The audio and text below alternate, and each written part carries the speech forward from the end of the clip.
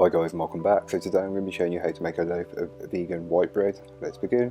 To get started on the recipe, you'll want to grab yourself a mixing bowl, and into the mixing bowl place your bread flour and the salt, and just mix the two together until they are combined.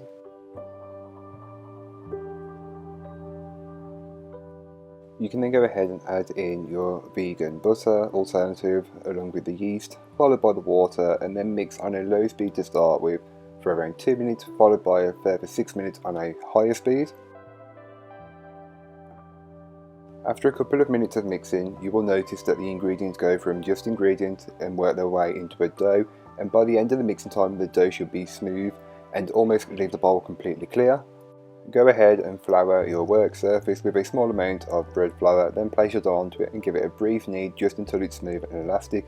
Once you've achieved that, bring it into a ball shape, then place it into a lightly oiled bowl. Make sure you're using a flavourless and colourless oil.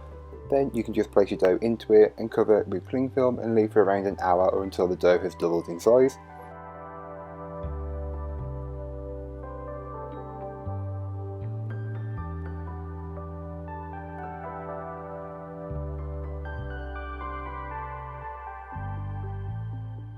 So once your dough has finished its first proof, you can go ahead and flour your work surface with some of the bread flour, place your dough into it and knock it back.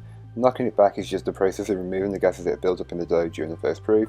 You can then bring the dough back in on itself and make sure you keep it into that oblong shape, keeping the seam on the bottom. Roll it out into that perfect shape, then place into a loaf tin which has been lined with a strip of parchment paper. Cover loosely with cling film and leave for around half an hour to 45 minutes or until it's well proven.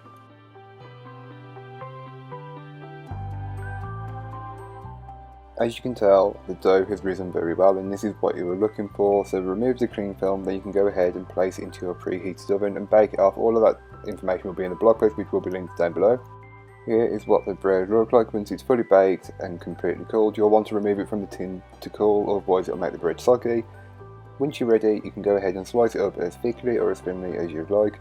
I just sliced it like this just to show you, but homemade bread is so much easier and so much better. You know what's in it, and it's really pretty quick and easy to make.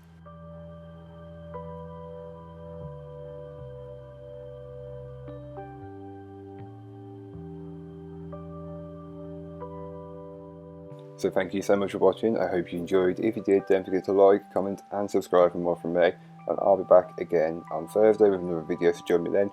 But in the meanwhile, don't forget to check out the description. There'll be a link to this recipe, a link to my blog, and links to my social media, so don't forget to go and follow me over on there. But that's all for today. I hope you enjoyed. Bye guys.